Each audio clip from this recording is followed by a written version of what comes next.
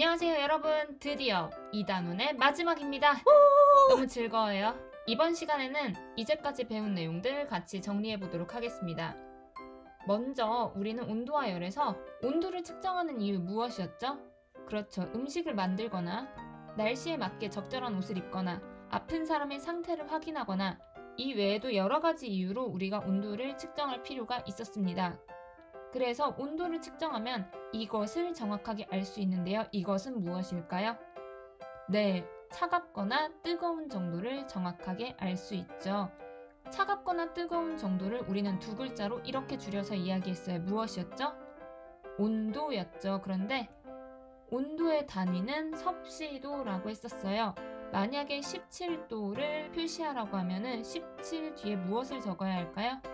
네, 뒤에 단위 섭씨도를 적어주시면 됩니다. 온도를 정확하게 측정하는 방법은 무엇이 있었나요? 그렇죠, 온도계를 이용하는 방법이었죠. 온도계, 교과서에서 세 가지가 소개가 되었어요. 체온을 측정하는 귀체온계, 고체나 액체 상태의 온도를 측정하는 적외선 온도계, 액체나 기체 상태의 온도를 측정하는 알코올 온도계, 이 세 가지가 있었는데요.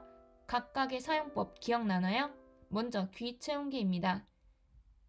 가운데 있는 버튼을 2에서 3초 정도 누르고 삐 소리가 나면 가운데 화면을 봐주면 되겠죠. 거기에 나의 체온이 또는 사람의 체온이 숫자로 나타납니다.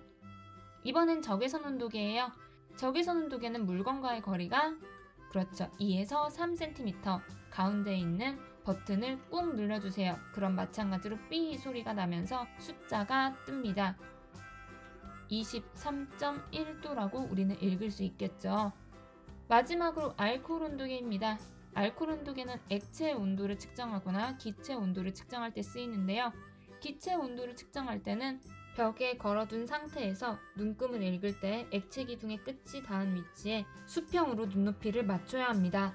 마찬가지로 액체의 온도를 잴 때는 비커에 알코올 온도계를 바닥에 닿지 않게 넣은 다음에 액체 기둥이 움직이지 않을 때 액체 기둥의 끝이 닿은 위치에 수평으로 눈높이를 맞추고 눈금을 읽으면 됩니다. 이제 두 번째 실험으로 넘어가 볼까요?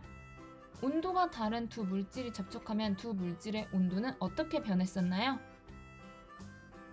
따뜻한 물질의 온도는 내려가고 차가운 물질의 온도는 올라가다 두 물질의 온도가 같아질 때까지 변하는 것을 확인할 수 있었습니다. 여기서 중요한 점, 온도가 다른 두 물질은 언제까지 변한다? 그렇죠, 두 물질의 온도가 같아질 때까지 변한다는 것을 확인했다는 거 꼭 기억해 주세요. 세 번째 실험입니다. 방금 전의 실험을 통해서 우리는 열이 온도가 높은 곳에서 온도가 낮은 곳으로 이동하는 것을 확인할 수 있었는데요. 그렇다면 어떤 물질에서든 열은 높은 곳에서 낮은 곳으로 이동하는 걸까요? 한번 확인해 봅시다. 그 첫 번째, 고체에서 열은 어떻게 이동할까요? 고체를 가열하면 가열한 부분에서 멀어지는 방향으로 고체를 따라 열이 이동하는 것을 확인했습니다. 그런데 고체 물질이 끊겨 있거나 고체 물질이 접촉하고 있지 않을 때는 열이 이동하지 않는 것을 확인했습니다. 이처럼 고체에서 열이 이동하는 것을 우리는 두 글자로 땡땡이라고 부르는데요. 무엇일까요? 네, 전도 맞습니다. 그리고 고체는 물질의 종류에 따라 열이 이동하는 빠르기가 다른 것을 확인했었습니다. 이처럼 고체 물질의 종류에 따라 열이 이동하는 빠르기가 다른 성질을 이용해서 두 물질 사이의 열의 이동을 줄이는 것을 뭐라 할까요? 단열이라고 했었죠. 그래서 생활 속에서 휴대폰을 사용할 때 열이 덜 전달되도록 플라스틱을 사용하거나 조리기구를 쓸 때 플라스틱이나 스테인리스 등을 쓰는 등 우리 생활 속에서 단열을 이용한 제품들을 많이 찾아볼 수 있었습니다. 여러분들이 실생활 속에서 단열의 예시를 정말로 잘 찾아주었어요. 고체 상태에서의 열의 이동 과정을 확인했으니 이제 무엇을 확인하면 좋을까요? 액체나 기체에서의 열의 이동을 같이 살펴봅시다. 둘은 굉장히 비슷해요. 액체에서는 열이 온도가 높은 곳에서 온도가 낮은 곳으로 이동하는 것을 확인할 수 있었습니다. 그런데 온도가 높은 액체가 위에 있으면서 아래 차가운 물과 섞이지 않는 경우가 있었어요. 왜 그랬을까요? 이렇게 온도가 높은 액체가 온도가 낮은 액체보다 위에 있을 경우에는 온도가 높은 액체가 가벼워서 위에서 아래로 내려가는 현상이 잘 나타나지 않습니다. 반면에 아래에 온도가 높은 물질이 있을 때 온도가 높은 물질이 위로 올라가고 위에 있던 물질이 아래로 밀려 내려오는 과정을 우리는 무엇이라고 할까요? 대류라고 했었죠. 그럼 이 상태에서는 대류 현상이 일어나지 않을까요? 일어납니다. 대신 앞에 것보다 시간이 오래 걸릴 뿐이죠.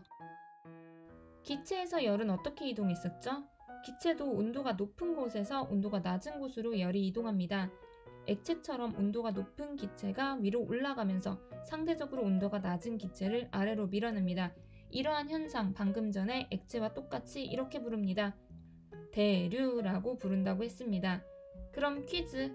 밑에 차가운 공기가 있고 위에 따뜻한 공기가 있으면 공기가 서로 섞이는 대류 현상이 잘 일어날까요? 빠르게 일어나지는 않습니다. 하지만 온도가 같아질 때까지 열은 이동해야 하기 때문에 천천히 대류 현상이 일어납니다. 전도와 대류 한 번 더 정리하고 갈까요? 전도는 온도가 높은 곳에서 온도가 낮은 곳으로 고체 물질을 따라 열이 이동하는 현상이고요. 대류는 온도가 높아진 물질이 위로 올라가고 상대적으로 온도가 낮은 위에 있던 물질이 아래로 밀려 내려오는 과정으로 액체나 기체 상태에서 일어나는 현상입니다. 그래서 우리는 이번 단원에서 온도의 필요성과 물질에서의 열의 이동을 알아보았어요. 다음 시간에는 새로운 단원 나가도록 하겠습니다. 끝나고 나서 퀴즈 푸는 거 잊지 마세요. 그럼 다음 시간에 또 만나요. 안녕!